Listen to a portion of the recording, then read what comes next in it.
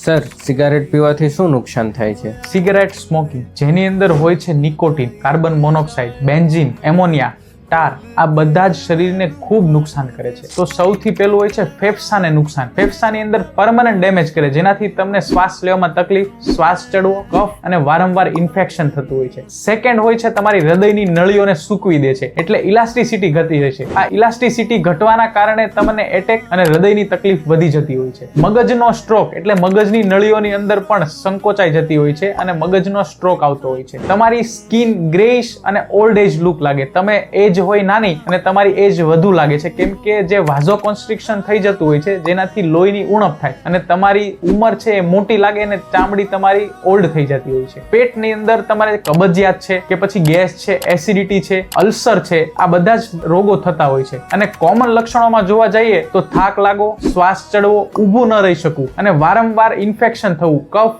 Cold અને તાવ આવવું, આ બધા જ લક્ષણો ખૂબ જ ખરાબ હોય છે અને આ સ્મોકિંગના નુકસાન છે જે ચેન્જ થતા નથી. એટલે સ્મોકિંગ આજે જ છોડો અને જો તમારા કોઈ પણ વ્યક્તિઓ સ્મોકિંગ કરે છે તો એમને આ રીલ શેર કરો